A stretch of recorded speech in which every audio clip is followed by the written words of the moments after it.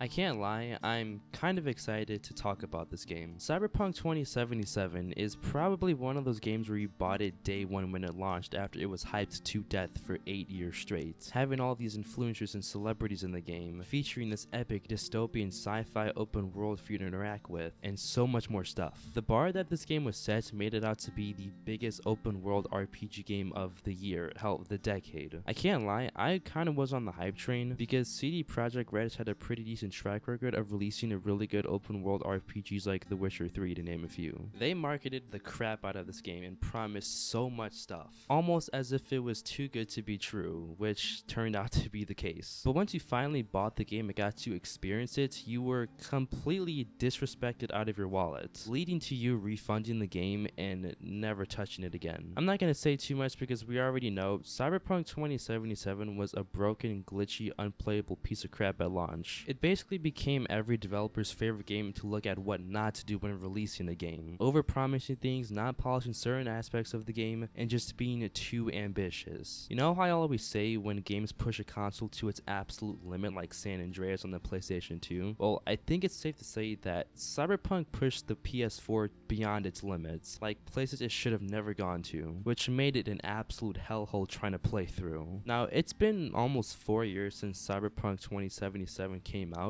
and I never truly gave it a chance since of what went down in 2020. I specifically wanted to play this game now because one, it was free on PlayStation Plus. You guys have recommended that I play it because I might like it, and this game had its biggest update last year, the Cyberpunk 2.0 patch, along with the Phantom Liberty DLC. This update turned Cyberpunk from a decent looking game to a stunning world with much more fluent gameplay. There were still some bugs I encountered, but nowhere near the level it had 4 years ago in 2020. I've played almost 100 hours of Cyberpunk, and for what this game is, I think it's safe to say that in 2024, Cyberpunk 2077 is a pretty awesome experience.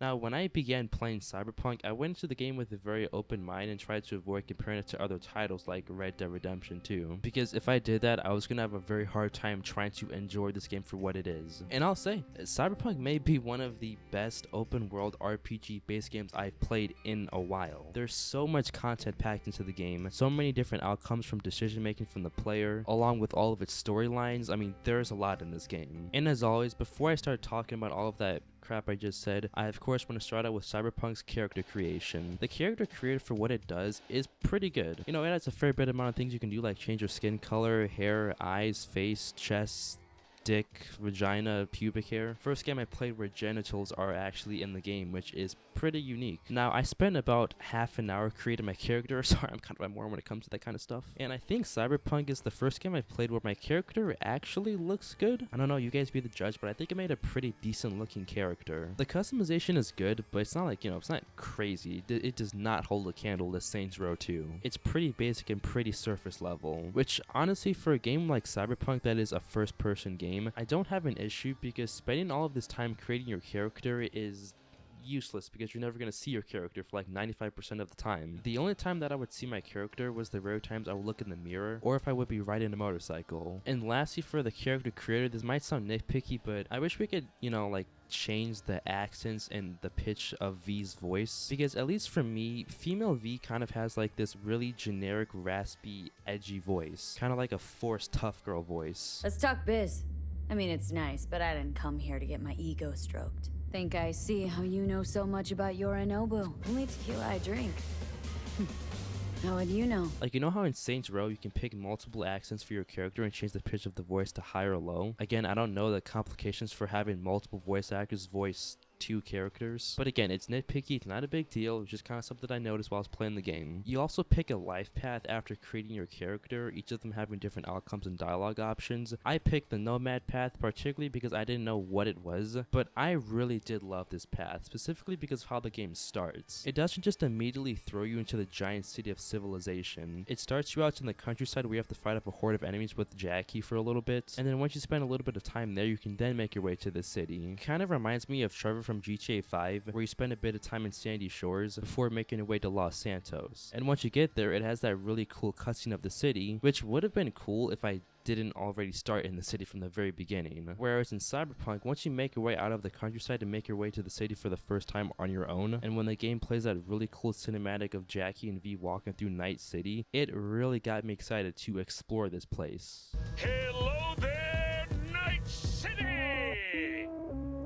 Stanley here with you, and we got another day ahead of us in this city of dreams! Night City might just be one of the best looking maps visually I've ever driven around in. Especially at nighttime when I'm just cruising through downtown and the whole city is lit up like Times Square with ray trace graphics turned on. It looks so good, you can't tell me otherwise. Every time I got the chance to be able to drive, I would just spend like 10 minutes just aimlessly driving around with no direction in mind. Still, even after like 100 something hours later of playing this game, I still don't have Night City memorized because of how big the city feels. They strategically designed the city to be very condensed with buildings stacked on top of each other, having all these windy roads with different ways to get to places, which makes the map feel 10 times bigger than it really is, which I love when games do that. Now, I will say though, although Night City looks good, the key word is looks. I never said that it fully immersed me, because unfortunately, just like San Eliso from Saints Row 22, the city looks good, but is surface level. I don't know, the city just doesn't really feel alive in free roam when you're not doing any of the main quests. When I walk around, none of the NPCs feel like actual civilians. And yes, I know that they're not real people, but like they just feel like a bunch of lifeless robots with no personality or emotion to them to fill up the city. Hell, when I point my gun at them, they don't run away like any normal person would. They just stand there and wait for me to shoot my weapon to then run away, which makes no sense. Like, wouldn't it be cool if like NPCs get mad at you when you bump into them and they try to fight you, like how most open world games do? There's also no random events that pop up. The closest thing I could find were car wreckages and police pulling NPCs over in the downtown area, but nothing really more than that. And you also can't rob any stores or NPCs, which was a big missed opportunity, because isn't Night City known to be like a very dangerous city with a high crime rates and criminals everywhere?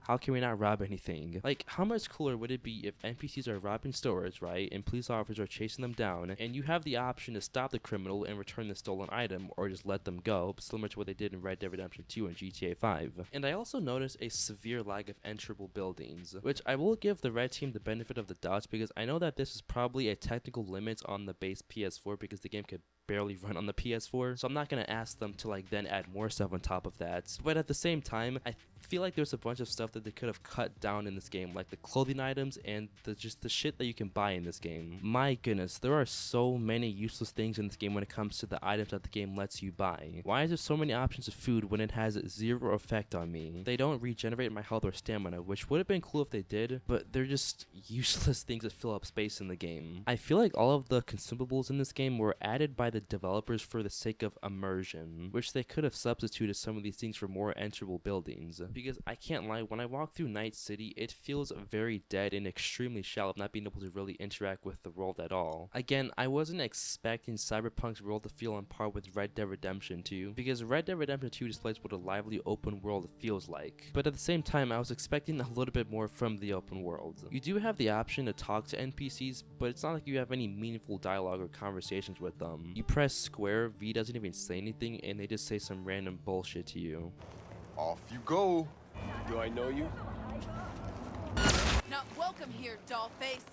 Why are the NPCs so rude in this game? I think I was more disappointed in the exploration of this game because they made it seem like Night City was a ginormous city with so much stuff to do in it. All of this corruption, gang violence, crime, yet I couldn't find a single random event. Just a giant city that looks pretty but empty at the same time. And was anybody else surprised that there was not any fucking car customization? Like, once you buy your car, you can't even change the color of it, which sucks because the vehicles in this game look freaking sick. They look amazing, they sound amazing, and I just wish we could just customize it. Again, I don't know if this was a technical limit, it probably is, but I just find it funny how there's no car customization, yet they have all this other useless crap in the game. But speaking about the driving, it feels marginally better than 1.0. I love how no matter where you are, you can just call up your vehicle and it just drives up to you. It just makes life so much more convenient. The driving's not perfect, it does kind of feel slick at times when turning, but once I got the hang of it, I just started to treat it like how I drive in real life. I started slowing down more when turning instead of just bombing through and bending corners at max speed, and I just drove more cautiously. I feel like a lot of people dislike the driving in this game because it's not super arcadey like Grand Theft Auto 5, which is a fair complaint. It does take some skill in getting used to, which for me personally I do like. It makes every car ride interesting because you have to deal with the slightly difficult driving mechanics, and at the same time you have to deal with the sheer density of Night City itself of trying to avoid crashing into NPCs and cars, which you have to really avoid doing that because Night City has a ton of cops. Like, when I mean a ton, I mean like a cop on every block you turn. Every time I turn down a street, there's always a cop just chilling, which does kind of make sense because Night City again is a very dangerous, corrupt city with a high crime rates, and with having all these cops, it makes police chases so much fun in this game. Like, once you hit 6 stars, it's almost impossible to escape. I'll be driving and there's like 7 cop cars chasing me. I tested this out for like 15 minutes and it's just insane to do, and it's really fun to do if you're bored in free roam. Neutralize the enemy vehicle.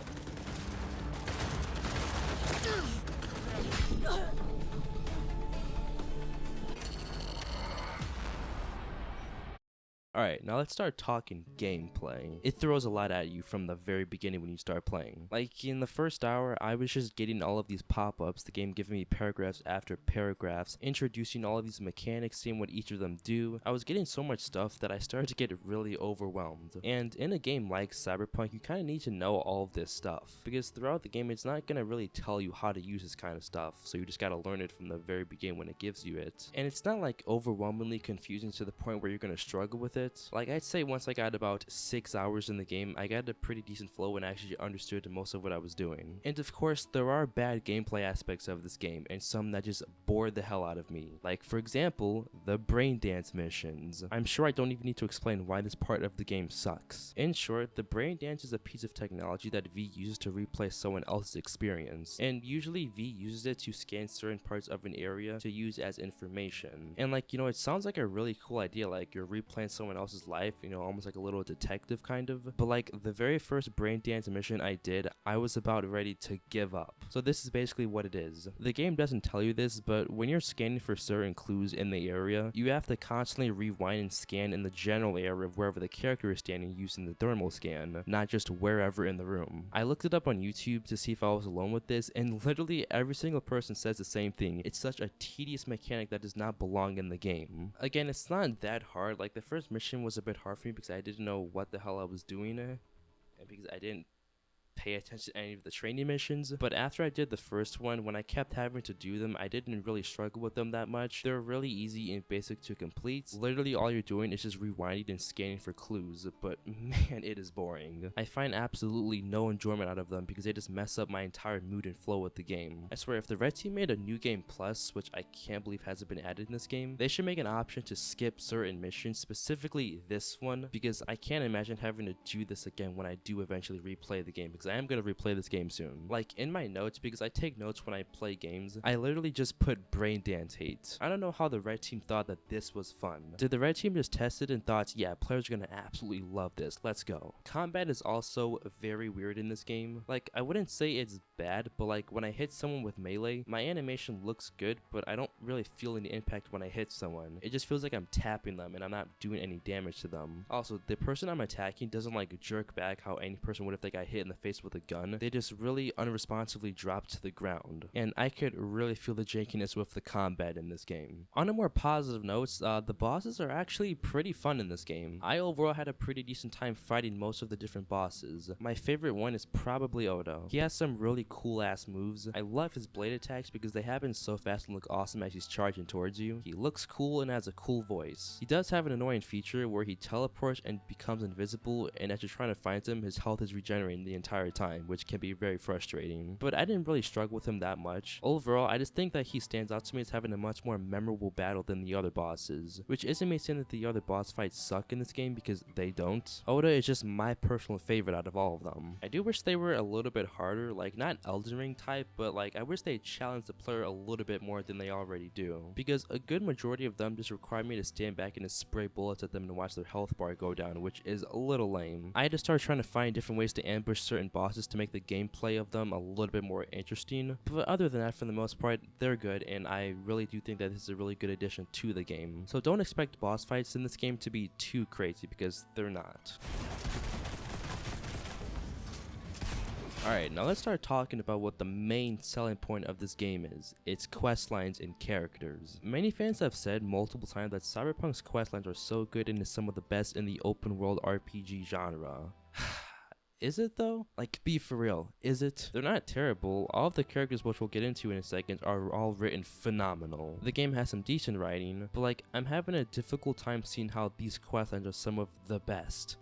They're okay. They're not amazing, but they're not terrible. They're extremely short. At times I feel like they're a little bit too handholdy, but all games are like that nowadays. But I don't understand how people say that these are the best in an RPG game. Like, there's definitely some quest lines in this game that are really fucking good and have a ton of depth into them. Like, for example, the side quest that features the character that everybody loves, aka the love of my life, Judy Alvarez. Quality over quantity, V. Doing Judy's side quest lets you pursue a romance with her, which in the end you can have sex with her, and you can only have a romance with her unless you're a female because she's gay. I'm sure that there were a lot of people upset that they couldn't have a romance with her because they weren't a female. Now, you can either romance with Judy, Pan Am, Kiri, or River, but let's be real, people only romance with Judy and Pan Am. I think a lot of people go for Pan Am because she's the easiest one to romance with, but I feel like Judy has much more depth to her as a character. I felt for her every single time she was going through something, like when Evelyn killed herself. She's an all-around great person, friend, partner, not trying to friend zone her. Like, in one of her quests, she lets V stay the night at her apartment and cooks her breakfast in the morning. I mean, just what a great friend she is. You do have to play her cards right when you are trying to do her side quests. You can't just be randomly choosing dialogue. You have to click the right ones to make her like you. And if you fuck up, no worries, you can just reload your last autosave. And I didn't mention this, but after you and Judy have sex, the next morning you can either continue to be partners with her or break up with her, which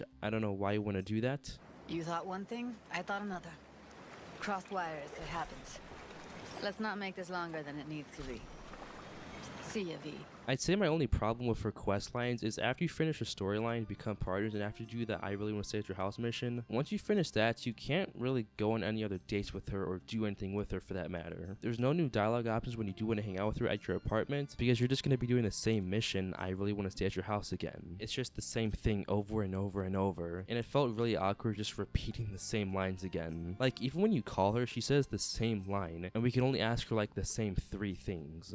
I was just thinking of you. And before you ask, no, you weren't wearing clothes. The most interaction we have with Judy outside of her quest is the ability to text her, which is pretty neat, but it takes days at a time for you to receive a text message from her, and I was really bummed that you couldn't go on multiple dates with Judy at a time. Hopefully in a future update we can actually do that, hopefully. But besides that, you then have the man himself, Johnny Silverhand, aka Keanu Reeves.